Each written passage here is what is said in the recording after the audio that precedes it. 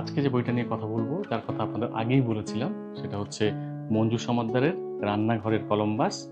1000 ঘরোয়া রান্না, 1000 মানে।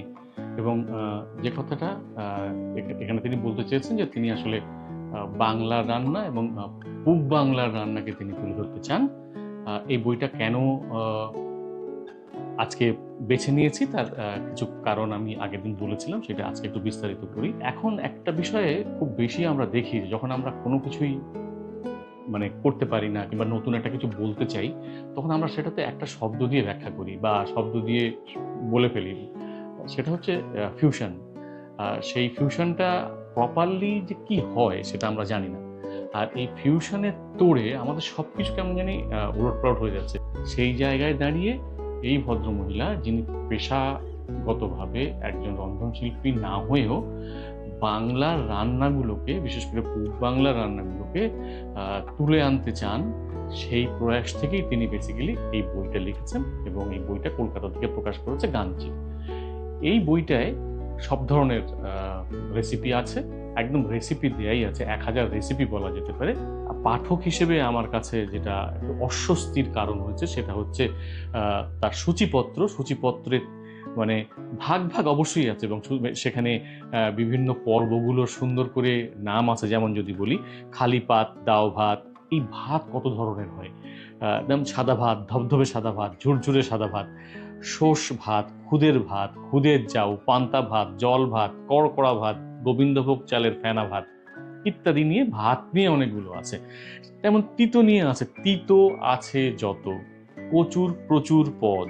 মানে বেশ কিছু কিছু ক্ষেত্রে অনুপ্রাস আছে, কিছু কিছু ক্ষেত্রে বেশ সুন্দর করে বলা আছে, যেমন শাকসবজি পোস্তর হেস্ত নেস্ত, পনিরের 5, হরেক ডালের হরেক রকম, ডিমের নানান কিসিম, বাঙালির মুখে হাসি, মাছ বড় ভালোবাসি, যেমন যখন যেমন খিচুড়ি, ভুরি ভোজের অংশ, নানা রকম মাংস, মাঝে মধ্যে একটু আধটু বাবুয়ানি, ফ্রায়েড রাইস, পোলাও, বিরিয়ানি, ভরা পেট পাচার, অম্বল চাটনি আচার, আপন হাত আপন ঠেক, পায়েস, পিঠে, হটকেক, আর একদম শেষ যেটা, সেটা হচ্ছে বেলা অবেলা জলখাবার।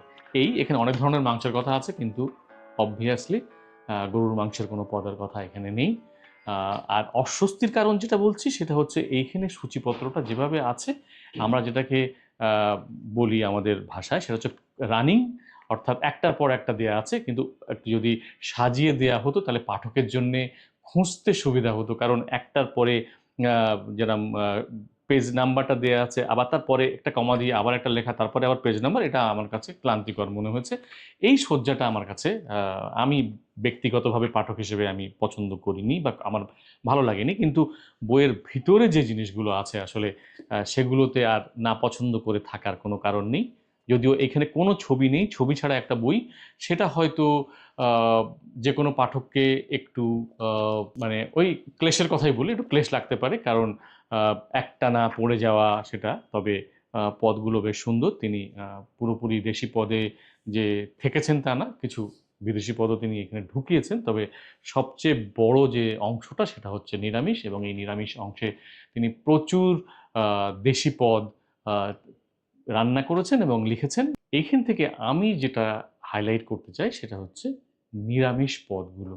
এই সময়ে একদম কোরবানির আগে আপনারা সবাই, আমিও এর বাইরে না, আমরা একদম মুখিয়ে আছি সেই সব কিছু মানে গলাধকরণ করার জন্য, মানে যাকে বলে কবজি ডুবিয়ে খাওয়া, সেটার একটা অপেক্ষা আমাদের থাকে। মাংসের মহোৎসব হয় একদিকে, আমাদের ট্রেডিশনাল যে রান্না, মানে মাংসের রান্না, সেগুলো নিয়ে আমাদের সিনিয়ররা মাতেন, আমাদের স্ত্রীরা, আমাদের মা খালারা, তারা এক ধরনের রান্না করেন, তারা যেটা ট্র্যাডিশনালি করে এসেছেন। অন্যদিকে আমাদের নতুন প্রজন্ম, তারা ট্রাই করেন, তারা নিরীক্ষা করেন নানান ধরনের নতুন রান্না, বিভিন্ন আন্তর্জাতিক পদ বা বিভিন্ন অন্যান্য দেশের পদ নিয়ে তাদের আগ্রহ থাকে।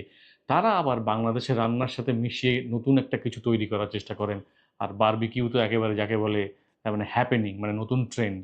তো এর মাঝে আমরা যেখানে শুধু মাংস মাংস আর মাংস, এই মাংসের ভিড়ে আমরা যদি একটু স্বাস্থ্য সচেতন হই, তখন আমাদের অবশ্যই শাকসবজির কাছে ফিরতে হবে। এই নিরামিষ এবং ভিগান দুইটা মধ্যে কিছু পার্থক্য আছে। নিরামিষ রান্নায় আমরা যে কোনো প্রাণীজ উপকরণ ব্যবহার করতে পারি, যেমন ধরেন ঘি, আহ, কিংবা পনির, কিংবা এই ধরনের যে কোনো জিনিস আমরা ব্যবহার করতে পারি। কিন্তু যারা ভিগান প্র্যাকটিস করেন বা ভিগানের চর্চা করেন বা ভিগান খাদ্যাভ্যাস যারা মানেন, তারা আবার কোনো ধরনের প্রাণীজ উপকরণ ব্যবহার করেন না। সেক্ষেত্রে তারা একেবারেই প্রাকৃতিক, মানে ধরেন যেমন তেল, ঘির বদলে তারা তেল ব্যবহার করেন, পনিরের বদলে তারা টোফু ব্যবহার করেন।